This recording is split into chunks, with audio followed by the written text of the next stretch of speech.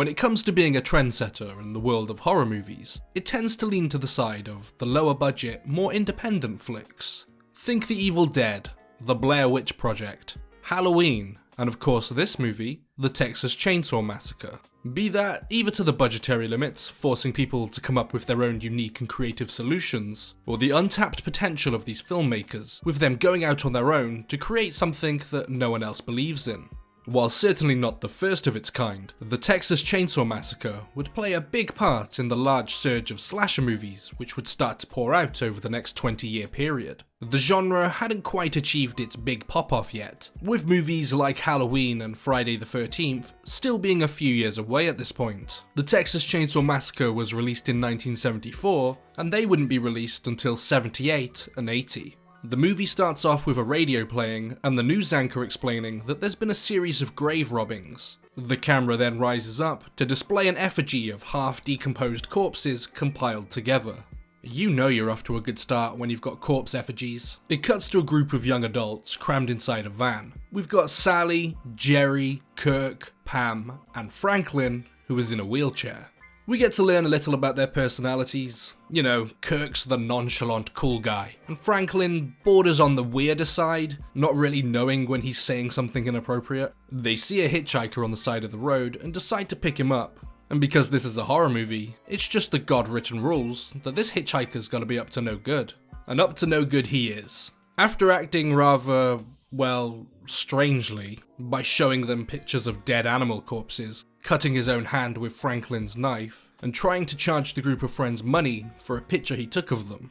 He sets the picture on fire, grabs Franklin's arm and begins slicing into it, before they then pull over and kick him out. Nowadays, I feel like everyone's much more wary of strangers, and hitchhiking isn't anywhere near as viable as it was back in the 70s when this movie came out. I'm sure this scene alone implanted a lot of fear into the back of people's brains, leaving them wondering, yeah, but what if? It's like what Jaws did with Going in the Ocean, except it's for picking up weirdos who cut themselves for fun off the side of the road. They end up pulling into a gas station to refill, and after the owner states he won't have any fuel until the afternoon, they decide to go pay a visit to Sally and Franklin's grandfather's house.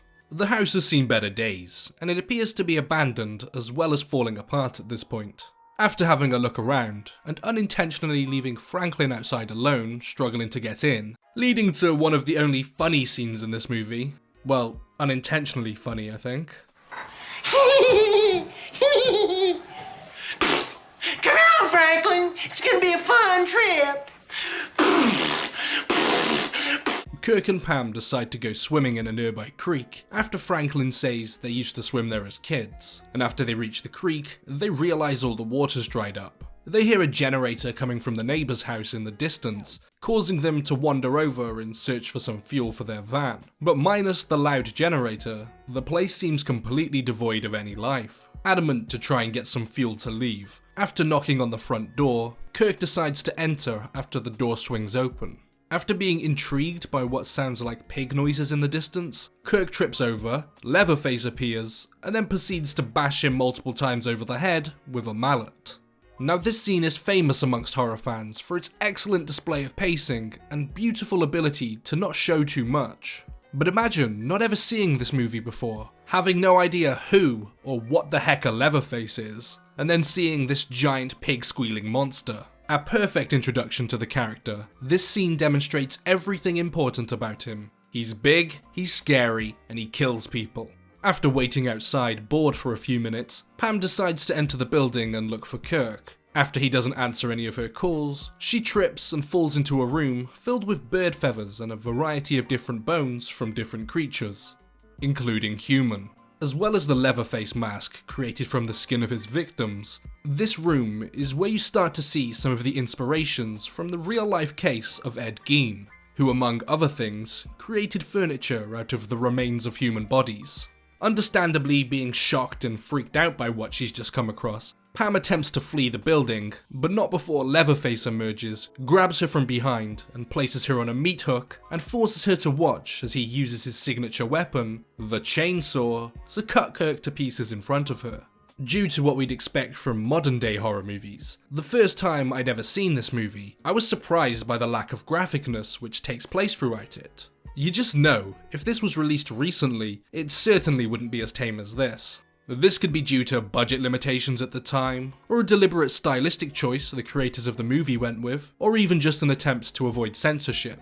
Either way, the implied nature of everything is enough to sell you on the idea that this guy really is a hulking crazed lunatic with a liking for chainsaws. And it makes you feel like he's an evil, quick, unstoppable force. He shows himself briefly before then snuffing you out of existence. Jerry sets off looking for Kirk and Pam, as it's starting to get dark at this point. He comes across the house, and just as he's about to leave after no one answers his knocks, he then notices the towel Kirk and Pam took with them when they left to go swimming. So he decides it's best to enter the house now that he knows they're definitely around here somewhere. He comes across the room Leatherface uses to butcher his victims, and he hears a noise coming from the freezer. Just as he opens it and notices Pam inside, Leatherface makes himself known and bludgeons him over the head with a mallet. Franklin and Sally are then left waiting in the dark next to their van. After an argument about if they should go look for their friends, they head off in the direction that Jerry went, with Sally struggling to push Franklin through the bush. Leatherface does what Leatherface does best and appears from the bushes, and Franklin is sliced to pieces right in front of Sally. Here's another example of blood being used extremely sparingly.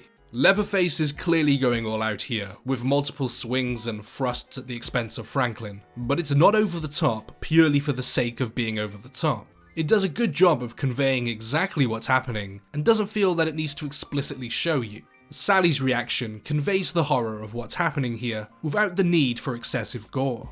As I'm sure most people probably would after a big hulking man slices someone to pieces in front of you, Sally takes off running into the woods, and in classic slasher villain motif, Leatherface begins chasing her. She ends up running into the house where her friends have been murdered. She runs upstairs and comes across two corpses while trying to find someone to help. Leatherface then makes his way into the house, so she jumps out of the second-story window in order to escape. Miraculously, without shattering her ankles or breaking her legs, she's able to get herself to her feet and run all the way back to the gas station from earlier. After meeting someone who she thinks will finally take her to safety, the owner of the gas station pulls out some rope, attacks Sally, and restrains her. It then sets in that it's not just Leatherface alone in that house. There could be a whole family of cannibalistic murdering Texans. And as he's jabbing and poking her the whole ride home, he then comes across the crazy hitchhiker from earlier, who happens to be Leatherface's brother. She's then restrained to a very Ed Gein-esque chair, with its arms consisting of, well, arms. You then realise the corpse she came across earlier when trying to find help is indeed not a corpse, but is in fact actually their living grandfather, who just happens to like to drink human blood.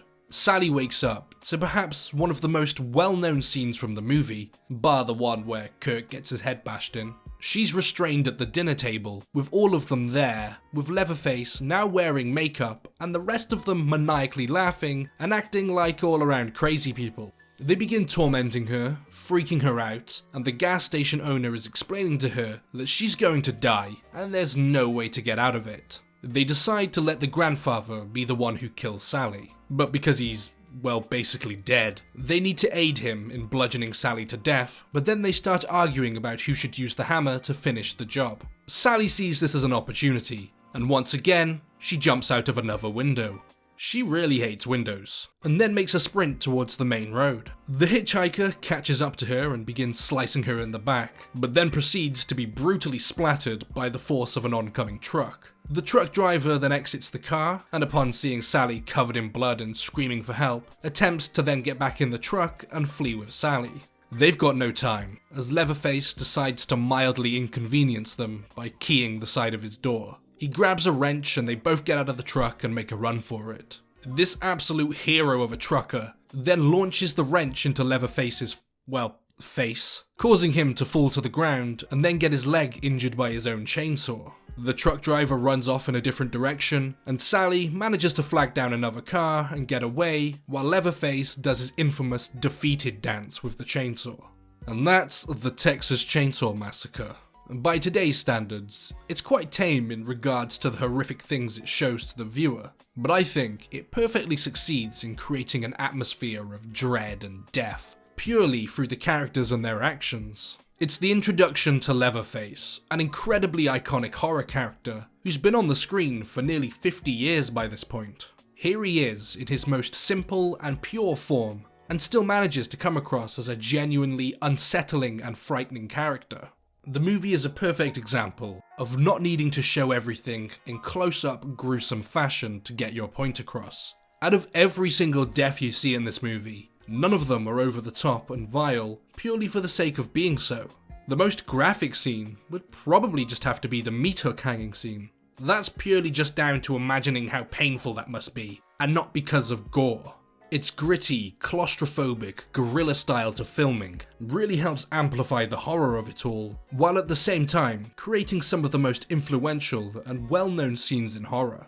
It's more of a disturbing movie from a psychological standpoint. The fact that it isn't so far-fetched that there could really be a sadistic, secluded family of people who murder and eat travelers. The disturbing factor is amplified when you know that a lot of the inspiration behind many of the things in this movie comes directly from real-life cases, bringing it one step closer from fiction to reality. And to wrap things up, the one and only question I have about this movie is what the heck happened to that badass truck driver?